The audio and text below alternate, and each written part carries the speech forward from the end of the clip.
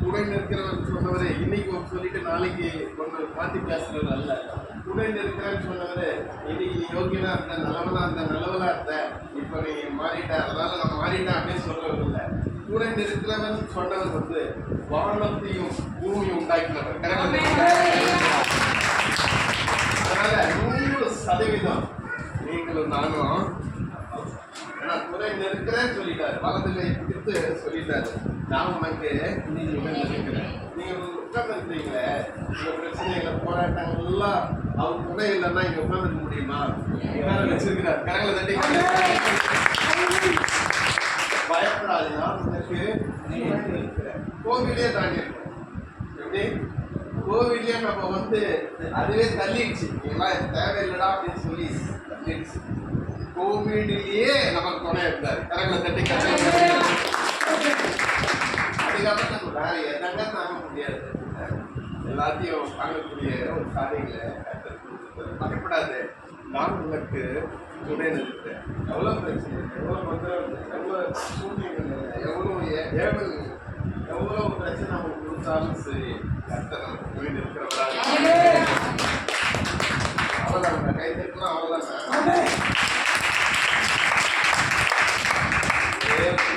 வந்துடுமா சரியா? ஆனா அந்த வார்த்தை பேசும்போது எங்க இருந்தா ஒன்றும் தெரியாது. கரங்களை தட்டி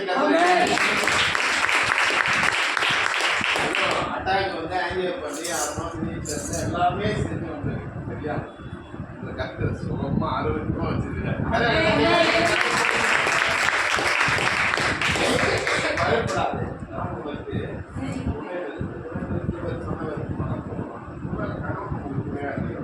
ஒருவேளை மனைவி உங்களுக்கு துணையா இல்லையா?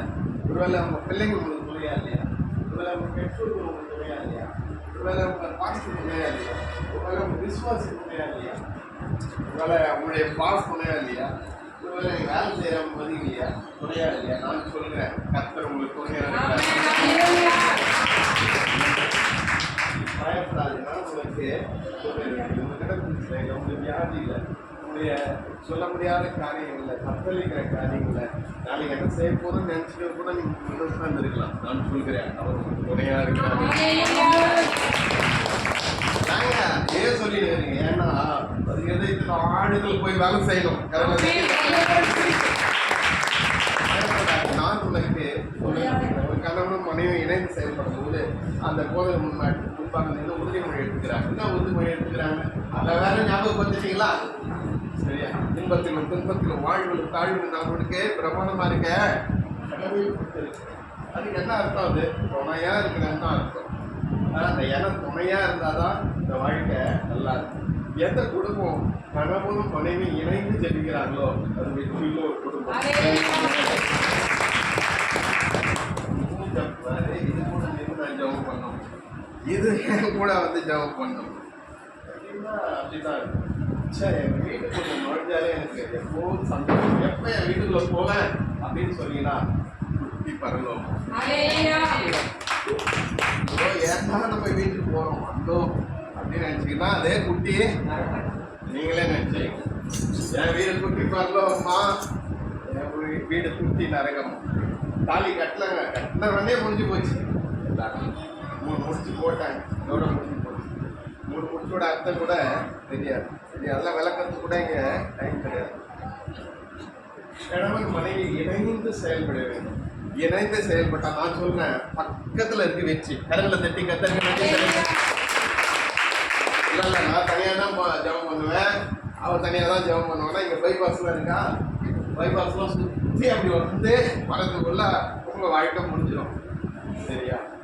எங்கேயோ இருக்கிற ஒரு மனைவியை கொண்டாந்து எங்கேயோ இருக்கிற ஒரு கணவனோட இணைக்கிறாரு. கணவன் இல்லையா? நமக்கு ஒரு குத்து, நமக்கு ஒரு பஞ்சு கொடுக்கறதுக்கா? சந்தோஷமாய் வாழ ஃபண்டமெண்டல், சபையோட ஃபண்டமெண்டலே திருமண வாழ்க்கையில தான் இருக்கு. சரியா இருந்ததுதான் நீங்கள் வேலை செய்ய முடியும், ஊழியம் செய்ய முடியும், பிஸ்னஸ் பண்ண முடியும். நல்ல வண்டி வச்சுட்டு அந்த வேலை செஞ்சால் கூட சமாதானமாக இருக்கு. இணைந்து செயல்பட்டா வெற்றி உறுதி. ஆட்டோவில் போகும்போது கூட பின்னாடி எழுதிருக்காங்க, விட்டு கொடுக்குறாங்க. சரி, இந்த விட்டு கொடுக்குறதே இல்லையே நம்ம போகலாம். இருந்தா என்னைக்கோ வாழ்க்கை வளமாயிடும். சரி, உள்ள போக முடியல. டைம் வந்து ரொம்ப ஷார்ட்டா இருக்கு. பயப்படாது, நான் உனக்கு இருக்கு. நாலு விதமான செய்தியை இடங்கிற பார்த்துருக்கோம். சரியா? ரெண்டு அந்த முதலாவது செய்தி தான் நமக்கு துணையில் வருகிறது. நட்பில் துணை, நட்பின் துணை. 2 சாமியில் 9ஆம் அதிகாரம் 1-3 வாசிக்க பண்ணலாம். இடங்கு பசங்க எடுத்தாலும் இடங்களும் வாசிக்கிறேன். அப்புறம் என் மேலே கொடுக்காது.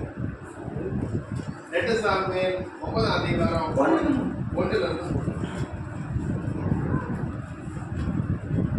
இன்னுமா எழுதிருக்கேன். 2 சாமுவேல் 9ஆம் அதிகாரம். யோனத்தான் நிமித்தம் என்னால் தயவு பெறத்தக்க எவனாவது சவுலின் வீட்டாளர் இன்னும் மீதியா இருக்கிறான் உண்டோ என்று தாவீது கேட்டான்.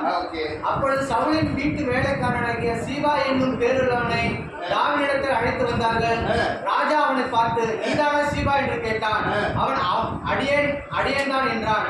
அப்பொழுது ராஜா, தேவன் நிமித்தம் நான் சவுலின் குடும்பத்தாருக்கு தயவு செய்யும்படி அவன் வீட்டாரில் யாதொருவன் இன்னும் மீதியா இருக்கிறானா என்று கேட்டதற்கு சீபா ராஜாவை பார்த்து, இன்னும் யோனத்தானுக்கு 2 கால்களும் முடமான ஒரு குமாரன் இருக்கிறான் என்றார். அவன் எங்கே என்று ராஜா கேட்டதற்கு சீபா ராஜாவை பார்த்து, இதோ அவன் லோதேபாரிலே. அப்பொழுது தாவீது ராஜா அவனை லோதேபாரில் இருக்கிற அம்லேயின் குமாரனாகிய மகிரின் வீட்டிலிருந்து அழைப்பித்தான். சவுலின் குமாரனாகிய யோனத்தானின் மகன் மேபி தேசத்துக்கு தாவீதிடத்தில் வந்தபோது முகம் குப்புற விழுந்து வணங்கினார். அப்பொழுது இங்க என்ன சம்பவம்னா, நான் உனக்கு துணை நிற்கிறேன். தாவீது நட்பி துணையில பேசுறேன். தாவீது பெஸ்ட் ஃப்ரெண்ட் யாரு? யோனத்தான். யோனத்தான் ஒரு திக் ஃப்ரெண்டு. சரியா? நீ இல்லாம நான் இல்லை, நான் இல்லாம நீ இல்லைன்ற ஒரு கதை. ஆனால் செத்து போயிடுறாரு யோனத்தான். யோனத்தான் செத்து போயிட்டு ராஜ அந்தஸ்தார தேவிட வந்துட்ட பிறகு கேட்கிறாரு, என் ஃப்ரெண்டு, அதாவது சவுலி நிமித்தம் யோனத்தான் நிமித்தம் யாராவது மீதமாக இருக்கிறாங்களா அப்படின்னு சொல்லி கேட்குறாரு. ஏங்க, ஒரு எதிராளி இன்னொரு எதிராளியை அவங்க சொந்த இளைஞன பந்தங்கள்லாம் கேட்பாங்களா? கேட்டாங்கன்னா அது எதுக்கு அர்த்தம்? தலையை எடுக்கிறதுக்கு அர்த்தம். ஏங்க, அவர் மட்டும் தான் ரிப்ளை கொடுக்குறாரு. சரியா?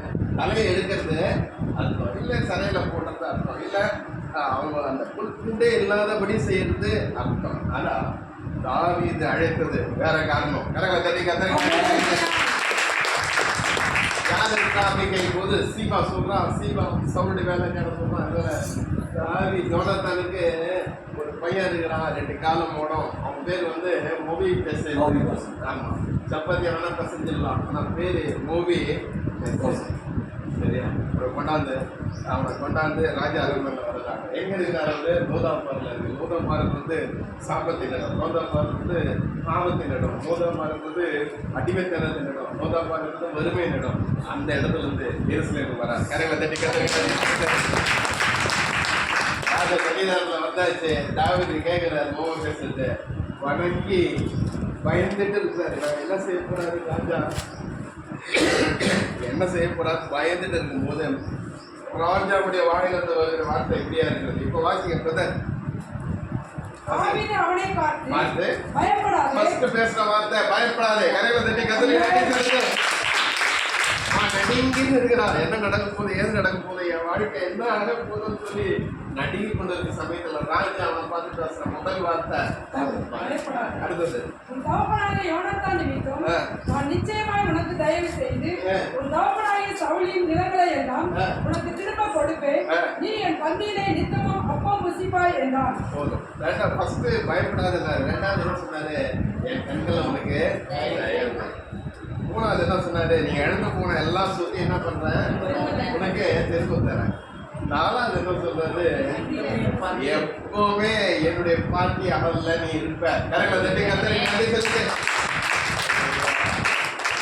ஒரு ராஜா முன்னாடி நன்றிக்கு வர முடியாது, அது அலுவலருக்கு அது அவமானிச்சு நினைக்கிற அந்த இடத்துல தாவீதுடைய பேச்சு எப்பேற்பட்ட வார்த்தைகளாக இருக்கிறது. எப்பேற்பட்ட உச்ச ஸ்தானத்துல இருந்தும் தன் நண்பனை மறக்காத ஒரு காரியம். அதனாலதான் கர்த்தரே சொன்னாரு, தாவீது தாவீது என் இருதயத்துக்கு ஏற்ற தாவித மாதிரி ஒரு மனுஷனை பழைய ஏற்பாட்டில் பார்க்கவே முடியாது. அவர் புதிய ஏற்பாட்டிலும் ரெஃப்ளெக்ட் ஆகிறார். ஆல்மோஸ்ட் திருவெளிப்பாடு வரைக்கும் வராது. அவர் டெட் ஆதியாகமத்திலிருந்து ஆல்மோஸ்ட் திருவெளிப்பாடு வரைக்கும் தாவீதுடைய பேர் வந்து ரெஃப்ளெக்ட் ஆகுது. தாவீதுடைய வார்த்தையை ஆரம்பிக்கும் போது எப்படி ஆரம்பிக்குது? ஆபிரகாமின் குமாரனும் தாவீதின் குமாரனுமாகிய இயேசு கிறிஸ்துவுடைய வம்ச தாவீதுக்கு எப்பேற்பட்ட ஸ்தானத்தை கற்றுக் கரையில தட்டி தாவீதுக்கு விசேஷம் என்ன தெரியுமா? யார்கிட்ட ஷேர் பண்ண மாட்டாரோ சும்மா அவங்க பேசக்கூடிய எந்த நெருக்கமோ, எந்த பிரச்சனையோ, எந்த போராட்டமோ, எந்த நிந்தையோ, எந்த அவமானம் வந்தாலும் சரி ஆத்மாவை தட்டி தட்டி தட்டி கொடுத்து கர்த்தருக்குள்ள திட்டப்படுத்த ஒரு தேவ மனுஷன் சரியா? மற்ற பெரிய காரியங்களை செய்யணும். உயிரோடு இருக்கிறவனுக்கு நம்ம செய்ய மாட்டோம். பார்த்து ஓடி போயிடலாம். உதவி செஞ்சே ஓடி போயிடலாம். ஆனால் போன ஒருத்தவனுக்கு அவன் சந்ததிக்கு உதவி செய்கிறார் தான் கர்த்தர் எப்படி பயப்படாது மனசு உணர்ந்து அந்த தாவீதின் தேவன் தான் நம்ம தேவன் சரியா? கர்த்தர் அந்த அவருடைய கண்களை தயவு கிடைக்கிற மாதிரி உங்க கண்களை தயவு கிடைக்கத்தக்கதா கர்த்தருக்குள்ள உயர்த்து அந்த தேவன் உங்களை நிச்சயமாக ஆசிரியக்கிற ஒரு கர்த்தராக இருந்து கொண்டிருக்கிறார். அந்த நட்பில் போனால் அந்த லோதாபார்லேருந்து வந்து எருசலேமுடைய அவன் நினைச்சு பார்க்க முடியாத ஒரு வாழ்க்கையை கர்த்தர் கொடுத்தார். நான் சொல்கிறேன், உங்களுக்கு நினைத்து பார்க்க முடியாத ஒரு வாழ்க்கை கர்த்தர் கொடுப்பாரா? கதையெல்லாம் இருக்கு, ரொம்ப ஷார்ட்டாக கொடுத்துருக்கேன். கதையெல்லாம் கிடையாது. நீ எப்படி பஸ் வாங்குறீங்க எனக்கு தெரியாது. நீ பயப்படாது, நான் உனக்கு புரிஞ்சிருக்கிறேன். கொடுத்ததே யார் இருக்கு புத்தகம் 11ஆம் அதிகாரம் 1-2.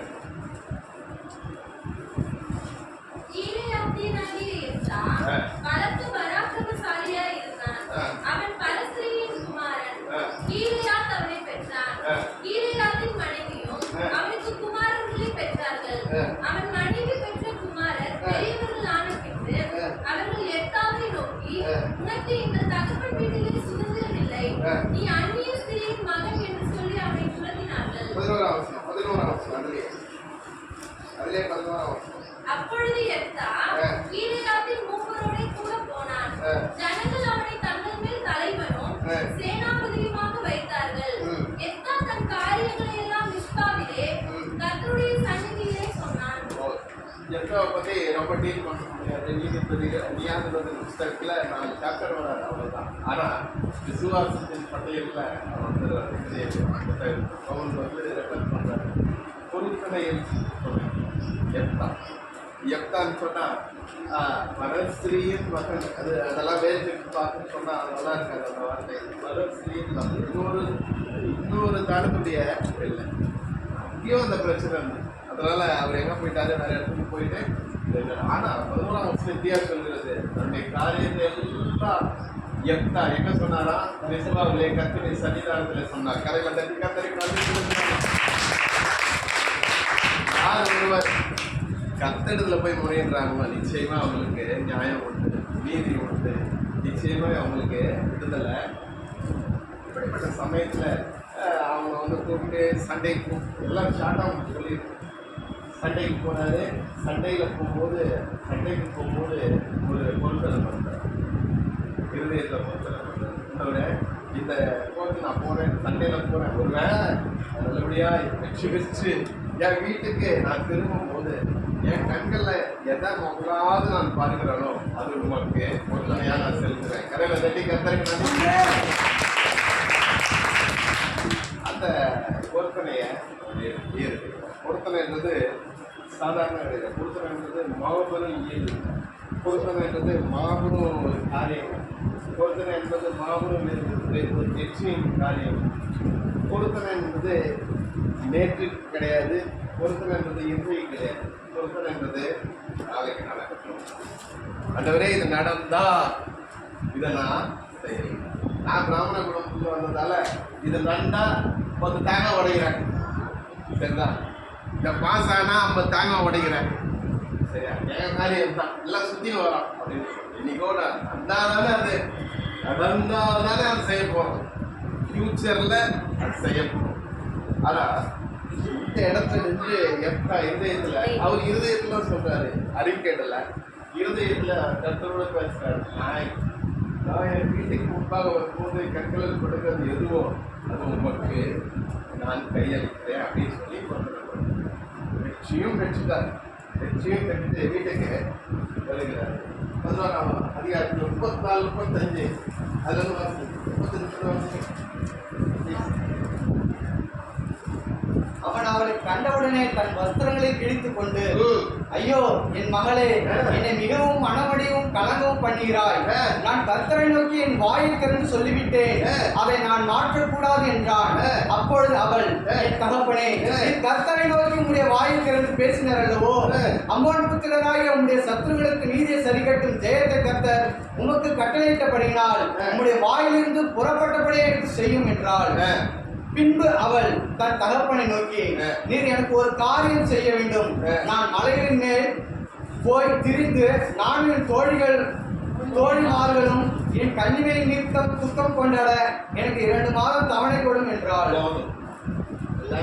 இதுவும் சொல்றேன், டைம் இருந்தால் வீட்டில் போய் வரேன். ஏன்னா ஈவினிங் உங்களுக்கு டைம் இருக்கும், ஷாப்பிங் போவீங்களோ இல்லை வேற எங்கன்னா போவீங்களோ எனக்கு தெரியாது. ஆனால் டைம் வந்தால் வீட்டுக்கு வந்துட்டாரு. பொண்ணு வந்துடுச்சு. எனக்கும் ஒரு பொண்ணு இருக்கு, எனக்கும் ஒரு பொண்ணு இருக்குல்ல. அதனால தான் அது எப்தாவுடைய ஃபீலிங்கோட நான் பேசுறேன். ஒரே பொண்ணு, எனக்கு ஒரு பொண்ணு பையன் இருக்கிறான், சரியா? அதான் எப்தாவுக்கு ஒரே பொண்ணு. ஆஸ்தி அந்தஸ்துக்கெல்லாம் யாரு? பொண்ணை பார்த்துட்டா நம்ம முடியல, என்ன செய்யுதுன்னே பண்ண முடியல. ஸ்தம்பித்து போயிட்டாரு. அப்படியே என்ன பண்ணாரு, சரீரத்துல அந்த இதெல்லாம் ட்ரெஸ் எல்லாம் கிழிச்சுக்கிறாரு. என்ன பண்ண போற ஏது பண்ண போற தெரியல அப்படின்னு. அந்த பொண்ணு வந்து அந்த பைபிள்ல அந்த பொண்ணோட பேர் எழுதல. எழுதினா என்ன பண்ணிருக்கோம், வச்சிருப்போம் நம்ம பொண்ணுக்கு, சரியா? ஆனா இன்னொன்று, ராசி இல்லாத பொண்ணு கல்யாணம் ஆகுது பொண்ணுன்னு சொல்லி வைக்க மாட்டோம், சரியா? கல்யாணம் ஆகுது பொண்ணு பேரை வச்சா கூட கல்யாணம் ஆகலையே. ஹலோ, ராசியில இல்ல, பேரு கர்த்தர்ல இருக்கு.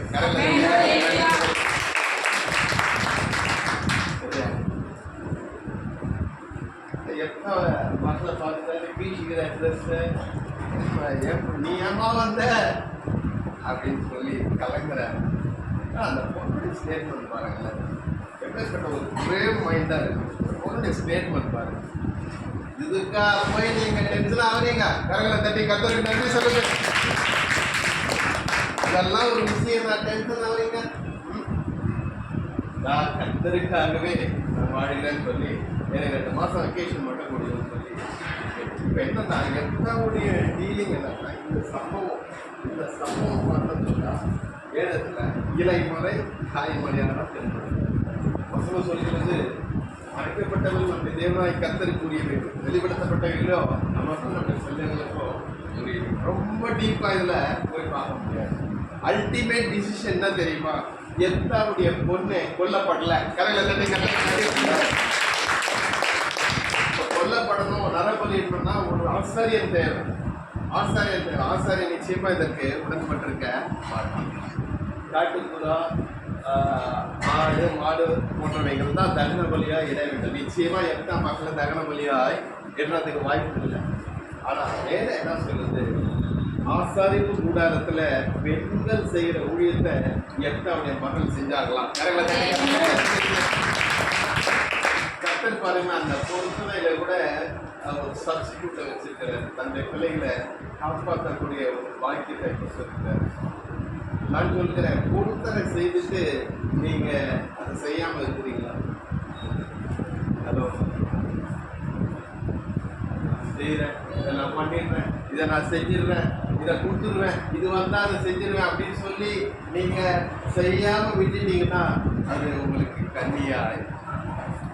வேற என்ன சொல்லுது, பொருத்தனை செய்த பின்பு யோசிச்சு அது என்ன ஆகுது, கண்ணி உனக்கு நீயே வைத்து. தமிழ்ல சிம்பிள் லாஜிக்ல சொன்னா தனக்கு தானே வச்சுக்கிற, சொல்லக்கூடாது பார்த்துன்னு சொல்லி பொருத்தனையை இருதயத்துல வைத்து நாம் செய்கிற காரியம்.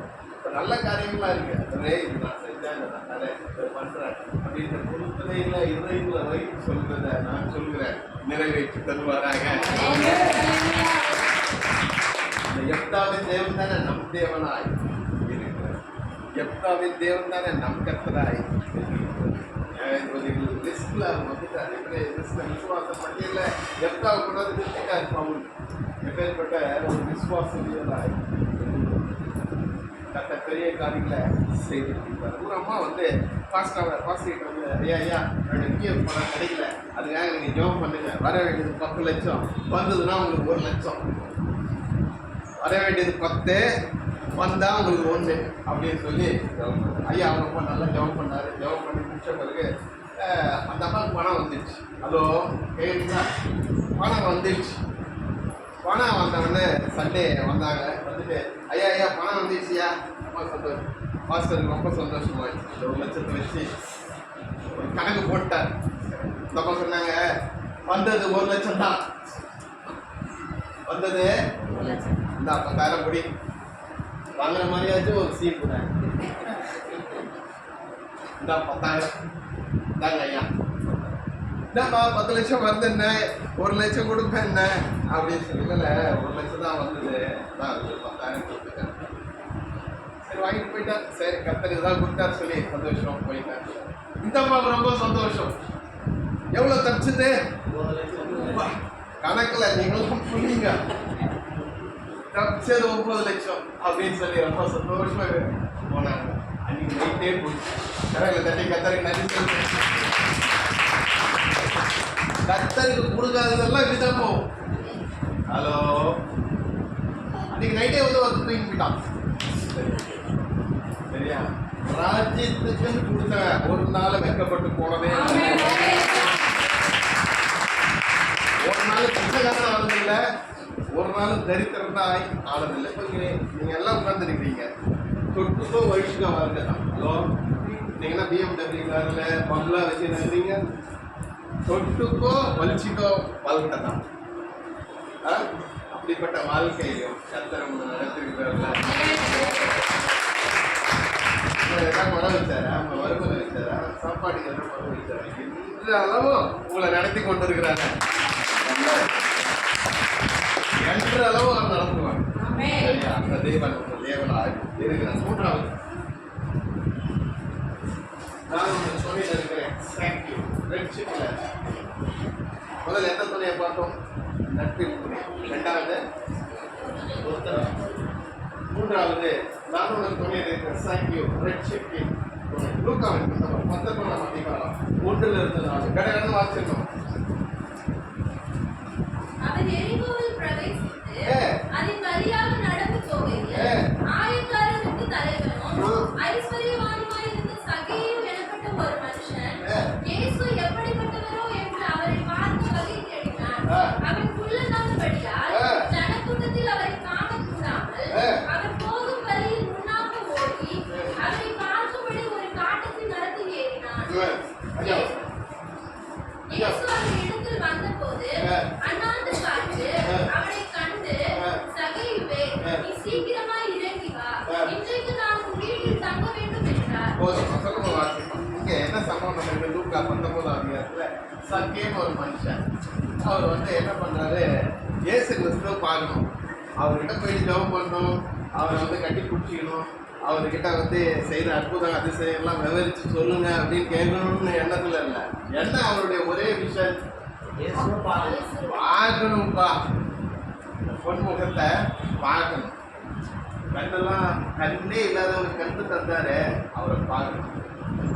நடக்கவே முடியாதவனை நடக்க செய்தாரு, பார்க்கணும். செத்து போயிட்டேன்னு சொன்ன ஒருத்தவனை, செத்து போய் நாரி போய் 4 நாள் கிடந்தவனை உயிரோடு எழுப்பினான்னு சொன்னாரு, அவரை நான் பார்க்கணும். வாடகை வந்து கூட்டு போனாப்பா என் பக்கத்துல தான், ஆனால் அவரை தொட்டு சுகத்தை கொடுத்து ஜீவனை கொடுத்தாரு, அவனை நான் பார்க்கணும் அப்படின்னு சொல்லி அந்த ஆவல் இருந்தது. நான் சொல்கிறேன், கர்த்தரை பார்க்க ஆவல் இருந்தால் போதும், அவர் உங்களை தேடி வருவார். அவ்வளோ கூட்டம் இருக்கு, அவ்வளவு கூட்டம் இருந்து எப்படின்னு தெரியல. அவருடைய காரியம் என்ன? நம்ம ஊர்ல ஒரு பழமொழி இருக்கு, என்ன பழமொழி? கல்யாணம் நம்பலாம் கூடாது. ஆனா இது மாற்றமான ஒரு ஆள் சாக்கியம். சாக்கியம் வந்து சாதாரண ஆள் கிடையாது, ஒரு ஐஸ்வர்யம், பெரிய மல்டி மில்லியனர்.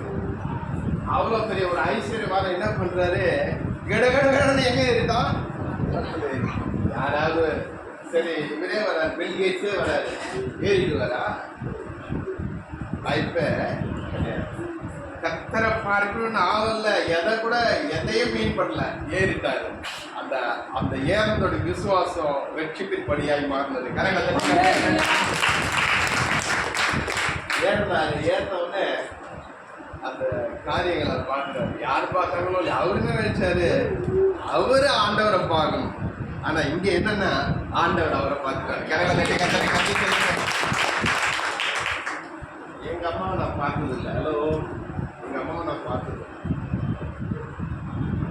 எங்க அக்கா சொல்லி நான் கேள்விப்பட்டேன். எங்க அம்மா வந்து சிவாஜி பைத்தியம். ஹலோ, சிவாஜின்னா பைத்தியம்.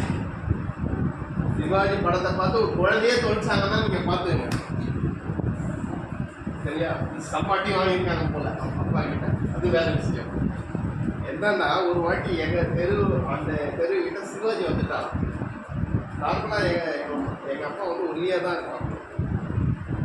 கடகடகடு முருகன் மக்கள் ஏறிட்டாங்களாம். ஏறிட்டாங்க, இறங்க தெரியல. சரியா, இந்த சம்பவம் நடந்தது 75 நினைக்கிறேன், சரியா தெரியல. சரியா, ஏறிட்டேன். முருகன் மரம் மேலே ஏறணும்னா அவன் உடஞ்சுக்கும். சரியா, அப்போ எல்லாரும் வீட்லையும் முருகன் மரம் வளர்க்குறீங்கன்னு அர்த்தம். கரெக்டா, முருகன் மரத்தில் ஏற்றாங்க கீழே வருது. அப்போ பார்க்கக்கூடிய ஒரு கால் வந்ததோ கை வந்ததோ அவங்களுக்கு சரியா எப்படியா. அதுக்கப்புறம் நடக்கிற சம்பவம் வந்து வேற. பார்த்தோம்னா நான் நினைச்சுதான் இந்த படத்தை போய் பார்க்கணும். தப்பா 2000 கொடுத்தாலும் சரி பார்த்து இப்படி தானே இந்த உலகம் ஓடிட்டு இருக்குது.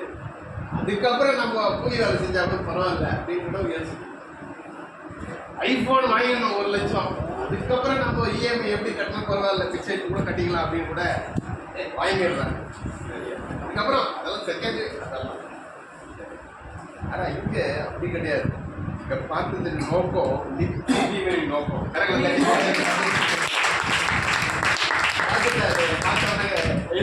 கூப்பிடுறாரு, நான் உங்க வீட்டில் கடகடன்னு கீழே நீங்கள் வாசிக்கணும். அவன் சீக்கிரமாய் இறங்கி சந்தோஷத்தோடு அவரை அழைத்து கொண்டு போனான். அதை கண்ட யாவரும் இந்த பாவியான மனுஷனிடத்தில் தங்கும்படி போனார் என்று கூறினார்கள். வாசிங்க. இப்ப வந்து பார்த்துட்டாரு, கீழே வந்துட்டாரு, கூப்பிட்டாரு. அவனால சந்தோஷம் தாங்க முடியல. அவங்க போயிட்டு தாங்கணும்னு சொல்லாத சந்தோஷம் அவனுக்கு எங்க வந்தது. எல்லாம் கவனிக்க, அவன் பாவத்துல மறித்த ஒரு வாழ்க்கை தான் வாழ்ந்துட்டு இருக்காரு சத்தியம். ஆனா சத்தியத்துக்கு இருதயம் திறந்து இருக்கிறது.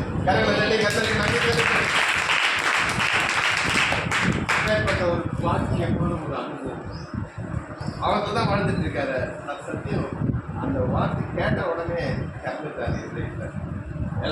எல்லாரும் யோசிக்கிறாங்க, பாவமான மனுஷனாச்சு, இவரு கூட தங்கச்சுக்கு போறாரு அப்படின்னு சொல்லி அவரை கேட்கிறாங்க. வாசிங்க. சகேயும் நின்று கர்த்தரை நோக்கி, ஆண்டவரே, என் ஆஸ்திகளில் பாதியை ஏழைகளுக்கு கொடுக்கிறேன். நான் ஒருவனிடத்தில் எதையாகிலும் அநியாயமாய் வாங்கினதுண்டானால் நாளத்தனையாக திரும்ப செலுத்துகிறேன் என்றார். பாருங்க, ஒரு பணக்காரர் மேல இருந்தாரு, கீழே வந்துட்டாரு, ஆண்டவர் கூப்பிட்டாரு, பேசினாரு, வீட்டுக்கு கூப்பிட்டாரு. வீட்டுக்கு கூப்பிட்ட பேசுற வார்த்தை என்ன மாதிரி வார்த்தை தெரியுமா? இந்த வார்த்தை 2 வார்த்தை தான் பேசுறாரு, நடிச்சன பேசுறாரு. முதலாவது சொல்கிறாரு, முதலாவது என்னுடைய ஆஸ்திகளை நான் பாதிய ஏழைக்கு கொடுப்பேன். வேதத்துல பார்த்தா நிறைய ஐஸ்வர்யவான்கள் இருந்தாங்க. கூடயே லாசரு பக்கத்திலே இருக்கலாம். லேப்டாப் அவனுடைய வீட்டு வாசப்பட்டிலே இருக்கான். சோறு போடலாம். ஹலோ, சோறு பேர் வச்சியா சோறு வச்சியான்னு கேட்குறாங்க நம்ம ஊர்ல. சரியா, சோறு போடல. அதனுடைய விளைவு எங்க போயிட்டாங்க?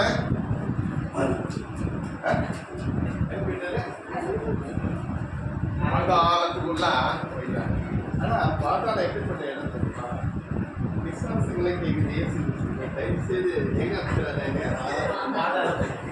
ஆனா இன்னைக்கு சர்வசாதாரணமா நினைச்சிட்டு இருக்கிறாங்க ஜனங்களை. சர்வசாதாரணமா இந்த பாதாளத்துல இருந்து மாற்றிதான் பல்லோக வாசியாக மாற்றினாங்க.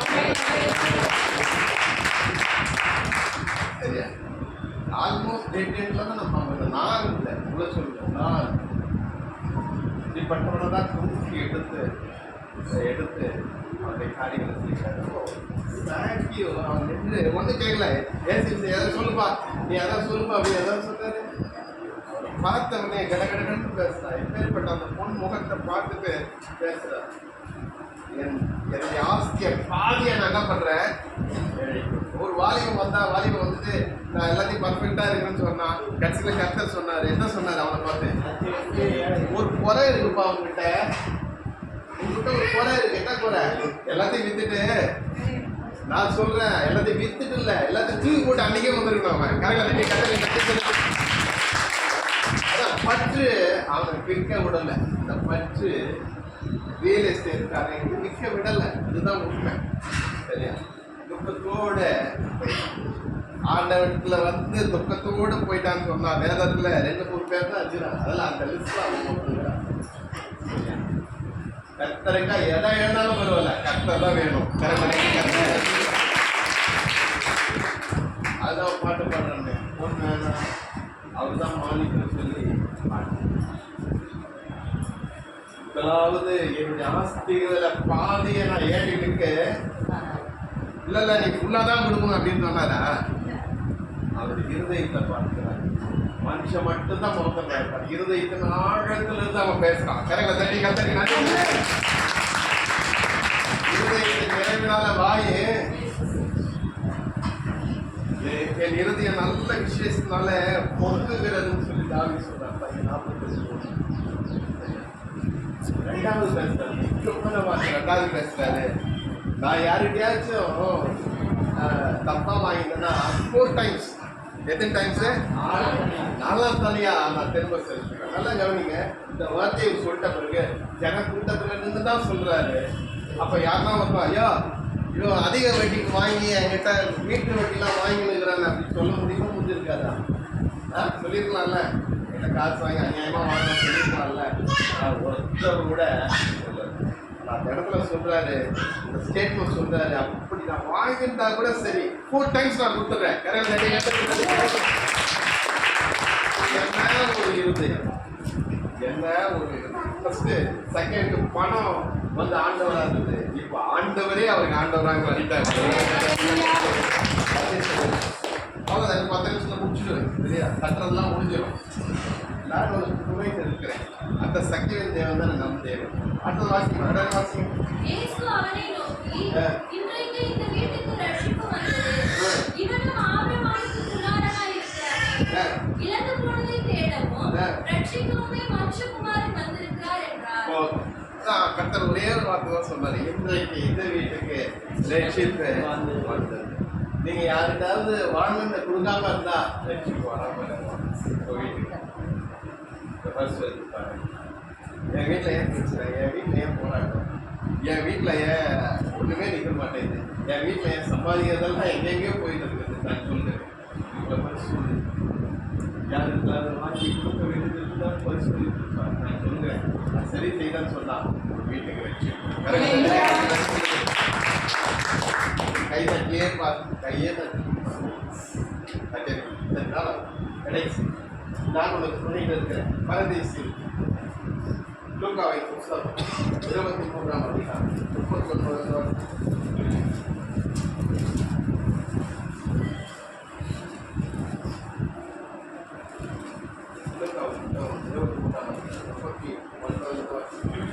அன்றையும் சிலுவையிலே அறையப்பட்டிருந்த குற்றவாளிகளில் ஒருவன், நீ கிறிஸ்துவானால் உன்னையும் என்னையும் ரட்சித்துக்கொள் என்று அவரை இகழ்ந்தான். மற்றவன் அவரை நோக்கி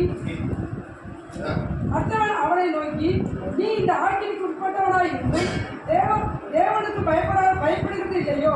நாமோ நியாயப்படி தண்டிக்கப்படுகிறோம். நான் நடப்பித்தவர்களை குறித்த பலனை அடைகிறோம். இவரோ தனக்கானது ஒன்றையும் நடப்பிக்கவில்லையே, தகாத ஒன்றையும் நடப்பிக்கவில்லையே என்று அவரை கடிந்து கொண்டு இயேசுவை நோக்கி, ஆண்டவரே, நீர் உடைய ராஜ்யத்திலே வரும்பொழுது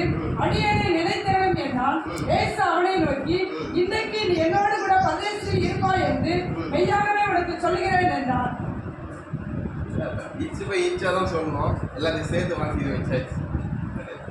உங்களுக்கு நல்லா தெரிஞ்ச ஒரு வருஷம் தான். 2 மாதம் தான் நீங்கள் பேசுறது வரைக்கும் குட் ஃப்ரைடே வந்துடும். ஒரு வார்த்தை எடுத்து பேசணும், இதை எடுத்து பேசணும். எத்தனாவது வார்த்தை? 7 வார்த்தையில். இன்றைக்கு என்னோட கூட பரதேசில் இருப்பார்ன்றது 7 வார்த்தையில் எத்தனாவது வார்த்தை? அதான் 7 வார்த்தையில் முதல் வார்த்தை என்ன?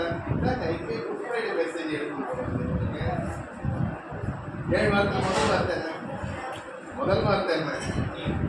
மன்னி. 2வது வார்த்தை என்ன? இன்றைக்கு என்னோட கூட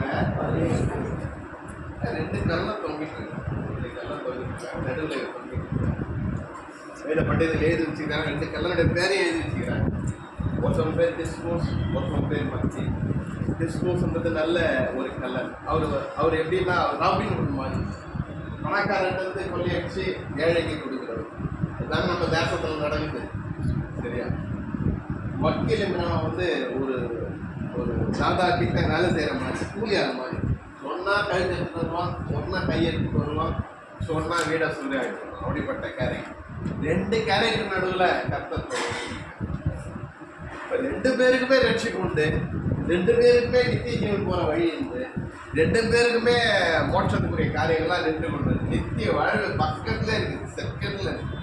அது ஒருத்தன் விசுவாசத்தை பேசுகிறான், ஒருத்தன் அவிசுவாசத்தை.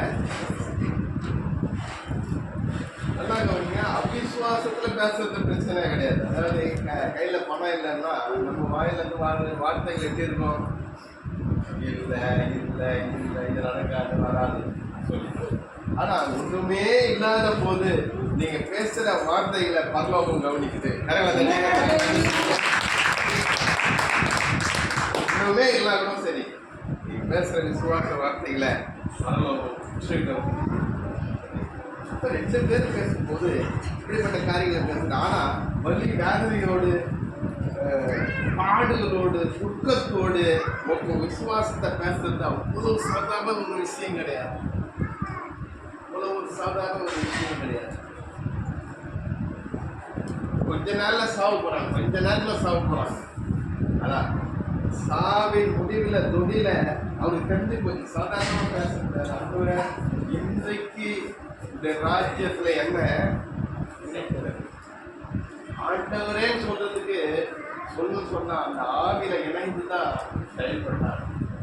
அப்போ கூட இருக்கிற அந்த காரியங்களை அவன் விசுவாசத்தை பேசுறான், விசுவாசத்தை நம்பிக்கிறான். தெரிஞ்சு போச்சு, இவரு தான் கர்த்தர், இவர் தான் மெஸ்ஸியா, இவருடைய ராஜ்யம் தான் நிலை நிற்கும், இவருடைய ராஜ்யம் தான் எப்பொழுதுமே இருக்கும். உணர்ந்து கொண்டான். கடைசி சனம் சொன்னவனே அவர் சொன்ன அடுத்த வார்த்தை சொல்லி அடுத்த 3வது செகண்ட்ல அந்த வானம்லாம் இருந்து போச்சு. அடுத்த 3 அவர் எல்லாம் நிசப்தமான ஒரு காரியம். கடைசி நொடி பொழுதுல அவன் பரதேசத்துக்கு நுழைஞ்சிட்டான். இந்த ராஜ்யத்துல என்ன எனக்கு நினைத்திருந்த தலைப்பில் ரொம்ப ஒரு செய்தி எனக்கு என்ன நினைத்தருள் சுவாமி. நம்ம கதவை போது எங்களை நினைத்தருள் சுவாமி. இந்த சூழ்நிலையில், இந்த பிரச்சனையில், இந்த போராட்டத்தில் என்னை நினைத்தருள் சொல்லும்போது கத்த நினைக்கிற தேவனாக நல்லா கவனிங்க. இன்றைக்கு என்னோடு கூட பரதேசத்தில் இருப்பாங்க பாருங்க. 2 பேருமே இயேசு கிறிஸ்துவும் மரண நாள்லையும் பரதேசி போயிட்டாரு. எவனும் அந்த மரண நாளில் பரதேசி வரலாம். ஒரு பாக்கியமான ஒரு பாக்கியம். ஒரு வேலை அவனுக்கு ஜீவன் இருந்து அவனை கிராஸ்ல இருந்து கீழே இறங்கி விட்டு நீ போப்பா உனக்கு விடுதலைன்னு சொன்னா கூட அடுத்த ஸ்டெப் என்ன பண்ணியிருப்பா? ஞானஸ்தானம். ஏன்னா ஃபுல்லு ரெக்கவரி ஆகிட்டான். ஞானஸ்தானம் எடுத்து எல்லாம் செஞ்சிருப்பாங்க. இங்கே டைம் கிடையாது, இங்கேயும் டைம் கிடையாது, அங்கேயும் டைம் கிடையாது. கடைசி க்ஷணத்துல அவன் பரதேசிக்குள்ள நுழைந்தான். ஒரு பாக்கியமான அனுபவத்துக்கு தான் நம்ம அழைக்கப்படும். ஒரு 10 கோடி எடுத்து கையில கொடுத்தா ரட்சிக்க மட்டும் தான்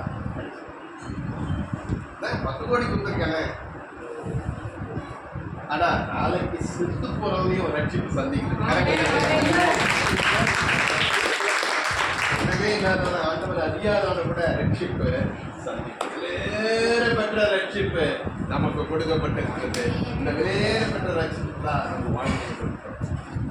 அந்த விலையேறப்பட்ட காரியங்களுக்கு தான் கர்த்தர் கொஞ்ச நாள் தான், எனக்கு கொஞ்ச நாள் தான் அவருடைய வருகை சமீபமாக பஞ்சாயத்திலிருந்து அழைக்கக்கூடிய காரியங்கள்லாம் வரப்போகுது. அந்த கொஞ்ச நாளுக்குள்ளா யுகமாய் நாம் வாழப்போகிறோம். இந்த யுகமாய் வாழ்வதற்கு இந்த கொஞ்ச கால பாடிகள் கத்தரிக்காய் சகித்து சொல்லலாம் பெரிய காரியங்கள் செய்து முடிக்க முடியும். இன்றைக்கு என்னோடு கூட பரதேசித்து ஒரு கதை சொல்லி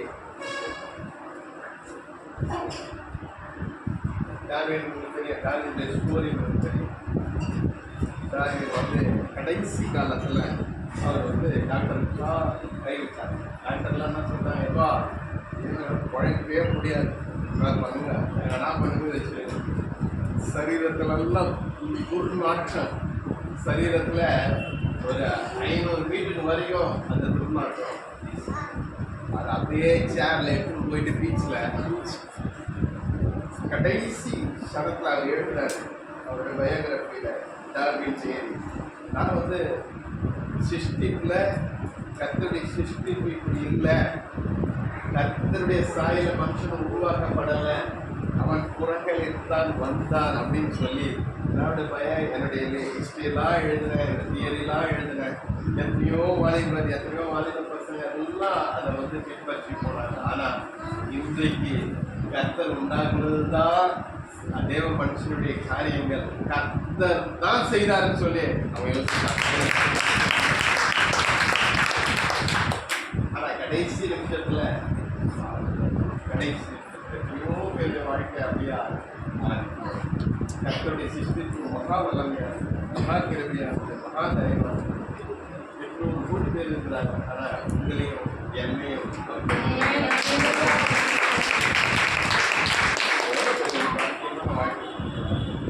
எவ்வளோ பெரிய ஒரு சாத்தியமாக நமக்கு கொடுக்கப்பட்டது.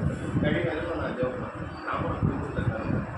சரியா என்றைக்கும் கொடுத்துருக்க வாழ்க்கை கர்த்தர் கொண்டு வந்தார். கர்த்தர் பல காரியங்கள் செய்து. இப்போ நான் வாலிட்டே கேட்குறேன். அட்டாக் வந்துட்டு பிறகு எல்லாத்தையும் வாலிட்டு ஒவ்வொரு சண்டே கூட நான் ஃப்ரீயாக இருக்கக்கூடாது. சரிங்களா தட்டி கர்த்தருக்கு அதெல்லாம் மெசேஜ் போட்டான். அதான் சண்டேவை நான் ஃபுல்ஃபில் பண்ணேன். மூணு ஓட்டத்துக்குள்ள எப்படியாவது நன்மை செய்திருந்தோம்.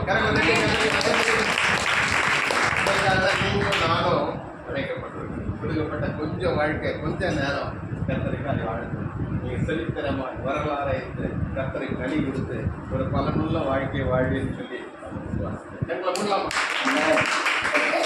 தேங்க்யூ.